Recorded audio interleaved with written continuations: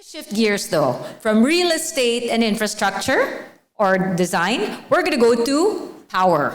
So our second guest is an energy solutions company that provides dependable power across the Philippines. With the company's 49 power generation facilities and 9 electric distribution sites, they are able to provide customers with reliable and affordable power. Let's discuss their sustainability efforts. I have with us the Vice President for Corporate Communications of AboitizPower. Let's welcome Mr. Ronald Suiee Suarez.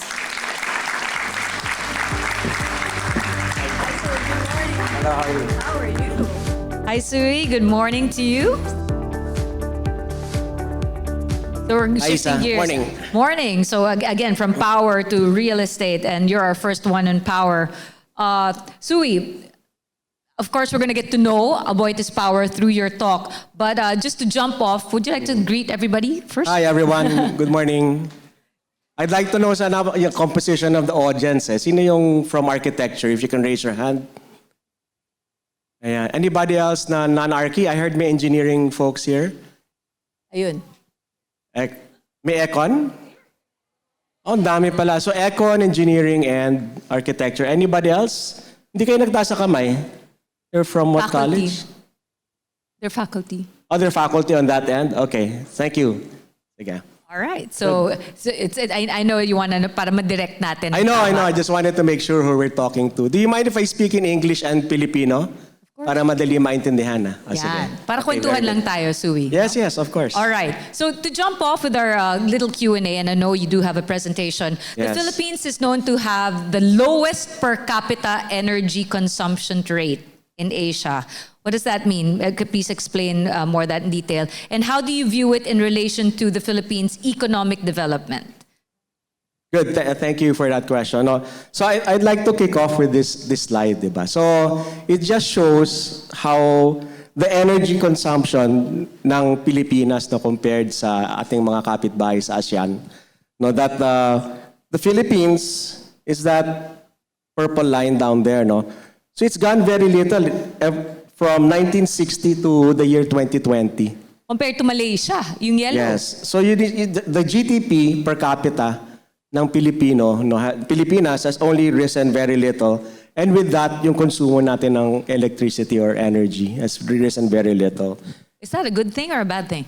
Actually, it's not, because outside of Africa, according to the BP statistical review of 2 years ago, outside of Africa, the 3 lowest energy consuming company in the world, yes, di ba? Bangladesh, Pakistan, Philippines. We're one of the lowest in terms of energy use, no? And with that, if you look at this, no, yung GDP per capita here is on the bottom, right? And then the Human Development Index is on the vertical, no? If you look at the most developed countries, they're way up here on the upper United right-hand States, Singapore, quadrant. yeah. Okay, US, Singapore, etc. If you are a wealthy company, well-developed, prosperous people, diba, you tend to use a lot of energy, di ba? Kasi kailangan mo ng energy para sa iyong food, water, di ba? Built environment, industry, right? And the Philippines is somewhere down there, di ba? Well, not too down. Mga Yeah. 5. Okay. But if you look down 1/3. here, this tells a story that the Philippines still has A long way to go. a long way to go to climb not just the GDP per capita or prosperity ladder, no, pati yung energy ladder, no. Because with energy, diba, that comes with prosperity and modern living. So with Wait, I actually have some notes here. Let me just give you some more. Baka yung engineering this might tickle your fancy, no. The Philippines per capita consumption is 18 gigajoules. Tandaan nyo lang 18, and then the unit is gigajoules per person. Yung global average is 76 gigajoules. The Philippines is just 1/4 yung konsumo natin ng energy, no. For comparison, the US is about 280 gigajoules per person. Tayo 18. What's that? Times 15. We are 1/15. No? Each Filipino consumes 1/15 lamang ng kuryente that a normal person from the US. From Canada, Canada is 364 gigajoules per person. That's 1/20th. Diba? Ang Pilipino times 20 equals 1 Canadian in terms of the energy figures. No?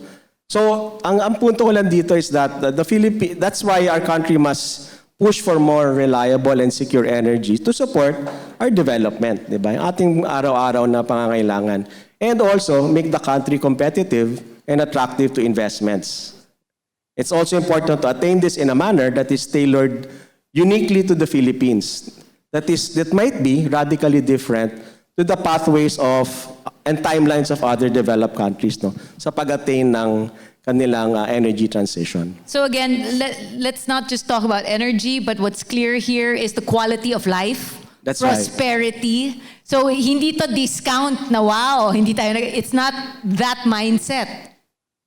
It's not that mindset. Think in terms of quality of life, prosperity.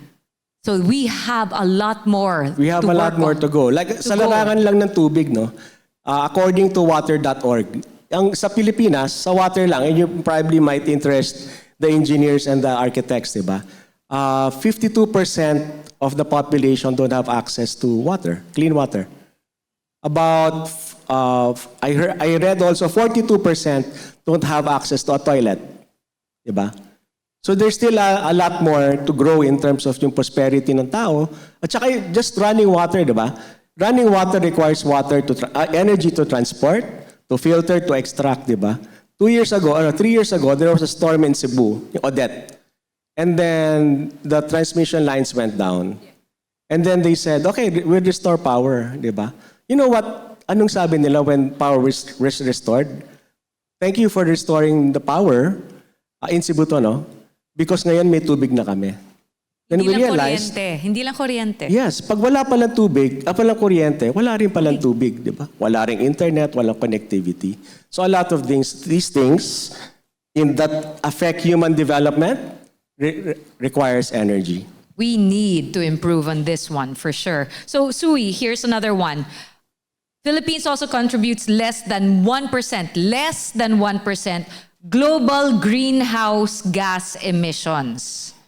But we're also, like what both Ollie and Philip said earlier, we're the most vulnerable to climate risk. Pero yung contribution nga natin to that is less than 1%. So how can we make this, realistic, navigating the challenges to contributing to global climate goals? Everyone's talking about 2030, right? So greenhouse emissions naman tayo. That's right. So first off, though, I'd like to say that the Philippines contributes around 1/2 of 1%, no, sa global emissions.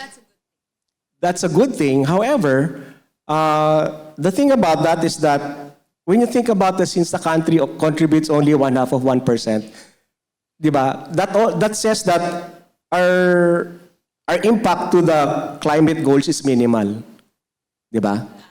Right? So, although that doesn't mean that we shouldn't do our share, diba? So what I'm saying here is that since the Philippines has even less, also pala, the Philippines has less emissions historically, no? Because developed countries have more, obviously, because the guys there on the top have been emitting CO2 for about 100 years. Yes. Diba? Okay? Because of big scale companies, factories, and all of that. Because, right? And also, but nevertheless, as part of the global community, the Philippines must contribute its effort, no? Tulad ng sinabi ni Oliver, no, in what they're doing in Artaland.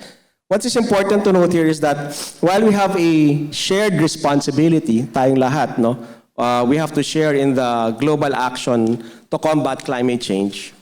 I have my notes. Yeah. This responsibility should be differentiated, no? The Philippines is one of the most vulnerable. Sabi ata ni Philip, it is now I think, number 1 na naman tayo sa being a vulnerable nation due to the effects of climate change. Yet we have made minimal contributions to the cause of climate change. Right? In addition to that, there are many other human development transitions, no, that the country needs to tackle. Tulad lamang ng sinabi ko sa tubig. The Philippines is ranked 113th out of 193 countries in the latest UN Development Program Human Development Index. Number 113 lang tayo out of 193 countries. In the ranking of Human Development Index. So, ang layo natin from the top, di ba? So marami pa talaga tayo dapat na i-google long way to go. In terms of our capital, no?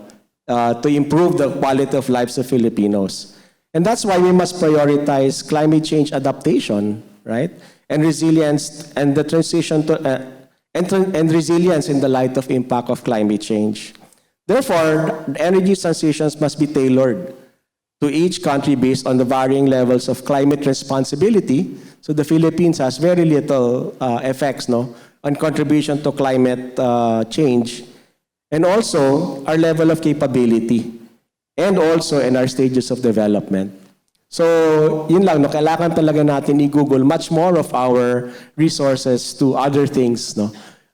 Most importantly is developing our resilience to climate change. That's why enter AboitizPower. So what are we capable of? What is AboitizPower capable of? Especially since you are advocating for a balanced mix of energy. Not just traditional, but of course, renewable energy now. Yeah.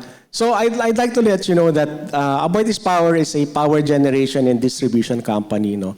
So in terms of generation, 1 out of 5 megawatts of installed capacity ng generation sa Pilipinas is from AboitizPower, no? So any one time during the day, maganda dito, marami tayong mga bumbilya, no? We probably power about 1 out of 5 of these light bulbs in these fancy chandeliers, diba? Not only that, we also have the largest renewable energy capacity, installed capacity in the country. So we have geothermal, hydroelectric, both large hydroelectric and run-of-river hydroelectric power generation. We have solar farms all over the country. And pretty soon we're building our wind farms. Yeah, and then in terms of distribution, we serve about 2 million customers, no, around the country for their electricity needs. What's the ratio now from traditional to renewable? Because you have a goal. By 2030, you want 50% renewable energy sources. That's right. So in the next 3 years ago, no, the company set out a goal to more than triple, almost quadruple its renewable energy. So mind you, we already have the largest installed capacity ng renewable energy in the Philippines.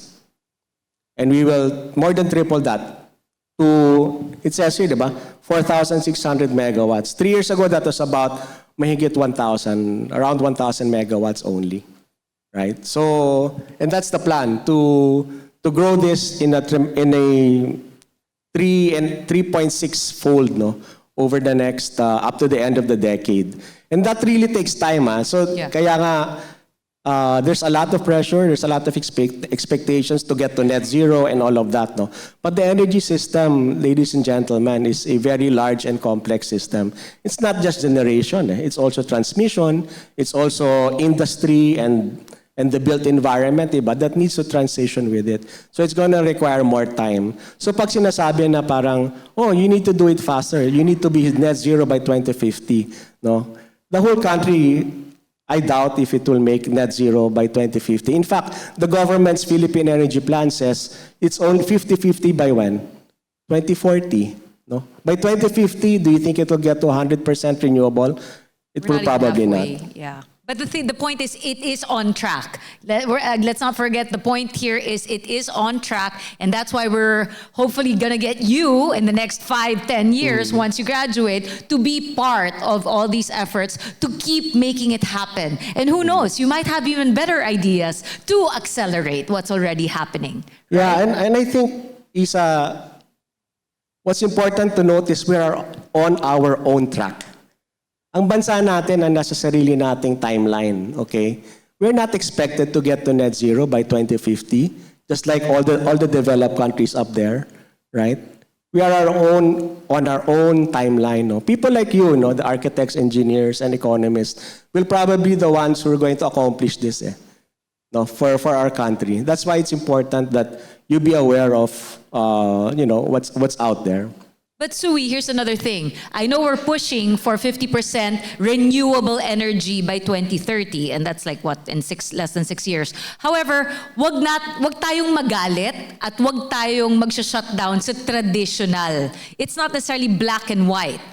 Is that correct? You want to correct the misconception that renewable energy is the only way to go?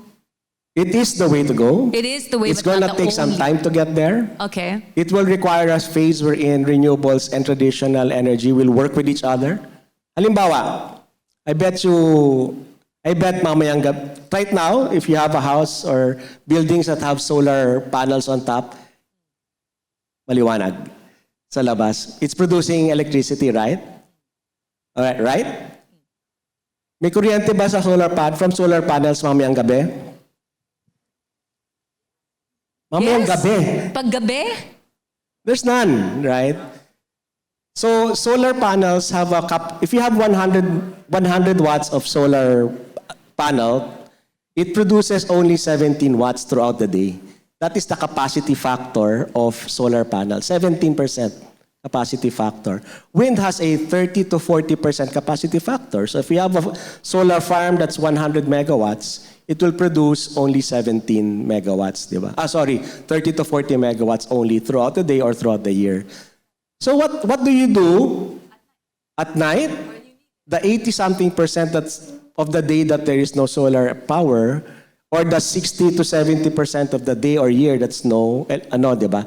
That there's no wind power. That's why you still need some form of backup, di ba? That's why you need thermal or fossil fuels.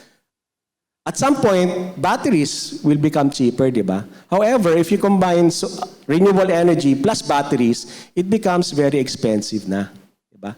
So we need to find the technology solutions, hello engineers, right? To make all of these things cheaper and scalable, right? So that's the thing about having our own timeline and our own transition pathway as a country. Something that we can afford as Filipinos. Something that will make us competitive, di ba? Against our neighbors, so that we'll have more investments and more industry and more jobs. And not just necessarily within this community, you need collaboration with other sectors. That's just like right. what Ollie was also saying. It's and not economists, di ba? We need to find a way to make this a viable business. Otherwise, it will not be viable. It will not scale. Who's the most immediate na partner to collaborate with besides finance? Ano ba? For the energy sector. You're right, no? We need finance because it's the banks and the financial institutions who will fund this. That 4,600 megawatts, no? That's important. But there's also things like technology providers, di ba? Who can make a better, cheaper battery that can store more energy than ever before. Diba? Who can make a solar panel that can produce not 17 megawatts out of 100 megawatts, but can make 18, 19, 20 megawatts na mas maganda ang capacity factor, better output, diba? A better, cheaper wind farm, right? So it takes everybody. Not only that, pati yung sa larangan ng transmission. It has to, once the energy is produced, it has to be sent out, no? To all of the houses and buildings and cities out there. Lahat yan kasama. That has to be built. Wow. Okay, well, that's a wake-up call, I hope, for everybody. Did that open your eyes? It's not just a matter of switching on, diba? It's not just flip the switch. That's why it's called the transition. Yung tawag talaga dyan is the energy transition. It's not the energy switch over, diba? It can't be done overnight. It's also the generation of it. Yes, among the other things. Other things. It's a big, complicated framework. But still, there's more to discuss later. Anything else you want to share, Suarez? Suiee. Well, I just want to share a bit of good news lang. No? So, in terms of the shift towards electrification, this is one of the things that we're doing as a company. We're also switching to electric vehicles in our distribution utility business. So these it really makes sense because our business in distribution utility is Davao Light, Visayan Electric in Cebu, because these vehicles are always on the road, diba?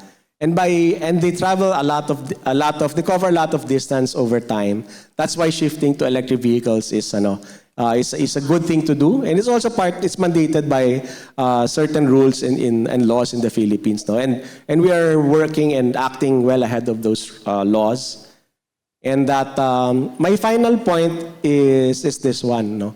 My call to action to everybody is just in three parts, no? First is keep yourself updated about energy, no? I hope na you continue to join forums like this and read up on the topic of energy, because it's rather, there's a lot to learn about it, there's a lot of misconceptions about it. And with that, I hope that second point is that you share your knowledge and be bold enough to challenge misconceptions, no? Maraming nag-aakala na just by putting renewable energy solutions like solar panels on your roof, that it will function the whole day, the whole year. It's not true, diba? Especially when you talk to your elders, mga magulang, mga, diba? It's a different conversation pag kayo ang kausap. And they like, hindi, basta nagbabayad monthly. Please, it's a different conversation when you engage your own family members about household expenses, especially when it comes to energy. That's right. And finally, to Isa's point is that, my last point is make informed choices about energy, no? So from pag nasira yung bumbilya sa inyong bahay, consider buying a nice, more efficient electric light bulb, di ba? Or a more efficient aircon, or maybe a ref that's, di ba, more efficient. Or maybe when you build your house, di ba? Think about putting a solar panel on your roof, di ba? So, and perhaps more importantly, elect leaders, no, that will make the right decisions. This coming. Informed decisions about energy for our country and our continued prosperity. Last day to register today, September 30. Yeah. Speaking of voting. Malayo pa yung tatahakin natin. So, I hope you help make the right decisions for our country. Salamat. Thank you, Suiee. Suarez from AboitizPower's, ladies and gentlemen. We're going to have you in the panel in a little while.